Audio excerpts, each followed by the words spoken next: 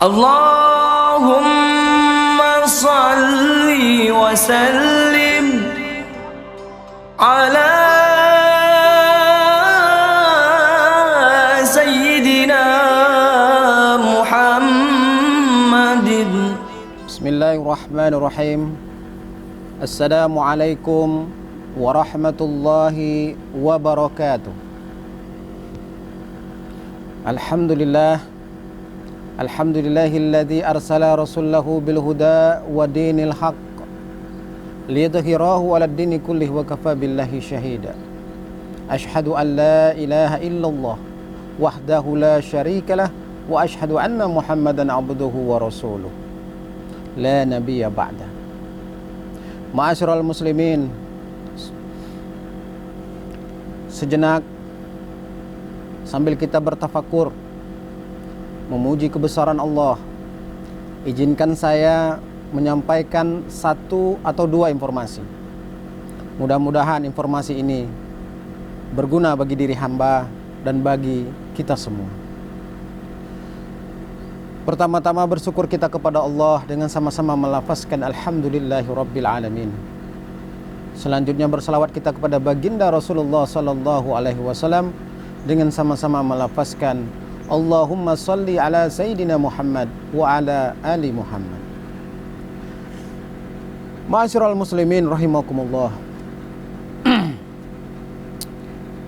Kita sama-sama tahu beberapa waktu yang lalu sempat viral di media sosial. Saking viralnya, orang yang jarang pegang HP pun tahu. Apa itu? Ada satu orang artis, katanya artis. Dia mengaku artis dan dia menyepelekan persoalan akhirat, khususnya persoalan neraka. Na'udzubillah summa na'udzubillah. Bahkan dia dengan bangganya mengatakan bahwa dia tidak takut masuk neraka. Bahkan dengan santai dia mengatakan malah enak di neraka, nanti bisa bertemu dengan banyak artis. Ma'asyiral muslimin rahimakumullah. Sungguh menurut kalangan para ulama, orang yang sudah menyepelekan persoalan akhirat ini, persoalan neraka ini, maka dia harus segera bertaubat. Harus segera bertaubat. Dan jika tidak bertaubat, sungguh jika dia mati dalam keadaan tidak bertaubat, maka dia mati dalam keadaan kafir. Ma'asyiral muslimin rahimakumullah. Dia mengira neraka itu tempat yang menyenangkan. Di neraka itu dikiranya ada jual teh botol, ada jual bakso, ada jual mie pangsit. Tidak. Sungguh neraka itu amat sangat mengerikan. Dan seburuk-buruk tempat adalah neraka. Seburuk-buruk tempat adalah neraka. Ma'asyiral muslimin rahimakumullah. Allah sudah perintahkan kita untuk takut terhadap azab neraka ini. Dalam surah Al-Baqarah ayat 24 Allah Subhanahu wa taala mengatakan, "Fattaqun nar allati waquduhan nas wal hijarah uiddat lil kafirin." Takutlah kamu, kata Allah, kepada api neraka yang bahan bakarnya batu dan manusia. Takutlah kamu. Siapa yang mengatakan takut di dalam ayat ini? Allah. Ma'asyiral muslimin rahimakumullah. Mungkin bisa kita buat sedikit analogi. Rasa takut. Ya. Ketika yang mengatakan takut ini anak kecil, mungkin kita biasa-biasa saja. Misal, ada seorang anak kecil usia 4 atau 5 tahun, baru mulai pandai bicara. Dilihatnya ada seekor kecoa mati. Dia takutnya luar biasa. Dia lari melapor kepada ibunya. "Ada apa nak, kok takut sekali?" "Mak, ada kecoa mati." Sama kecoa. Takutkah dia? Ya, lafaznya sama, sama-sama takut. Tapi efeknya biasa saja. Bagi kita orang dewasa lihat kecoa mati biasa saja. Tapi bagi anak kecil ini sudah sangat menakutkan. Sudah sangat menakutkan. Naik sedikit. Tadi anak kecil, balita, bayi di bawah 5 tahun. Sekarang naik sedikit. mahasiswa. Oh, ini mahasiswa. Ada seorang mahasiswa ketika masuk waktu kuliah, dia lupa buat tugas. Takutnya bukan main. Apalagi dosennya killer. Ya.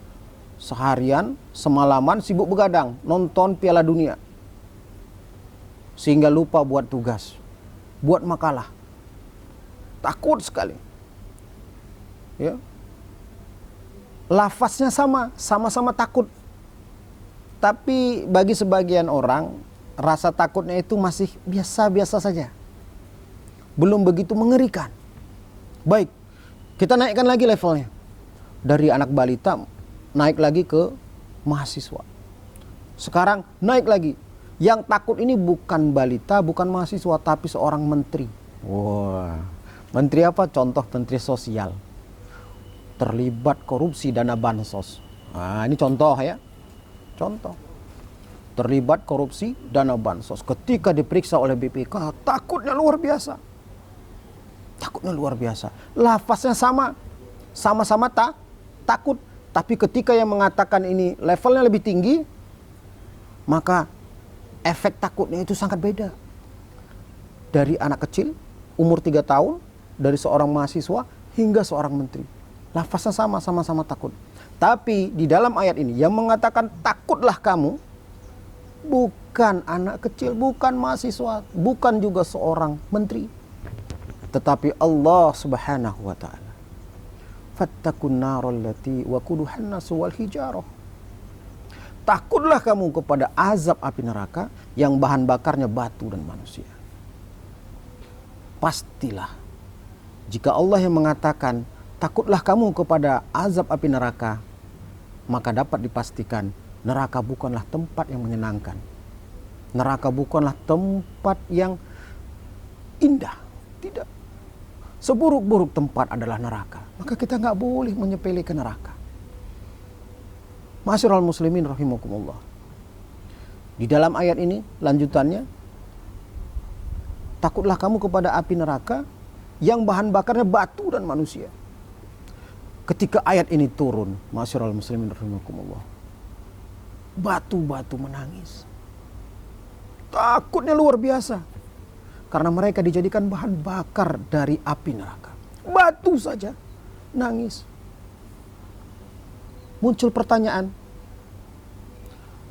mengapa bahan bakarnya batu? Kenapa bukan kayu? Kenapa bukan air? Kenapa bukan besi? Karena batu memiliki titik didih yang sangat tinggi sekali. Titik didih yang sangat tinggi sekali. Kalau air 120 derajat Celcius sudah mencair, sudah mendidih. Kalau besi, ya, kalau baja 1.500 sampai 2.000 derajat Celcius sudah mencair. Tapi kalau batu 10.000 derajat Celcius dia belum panas.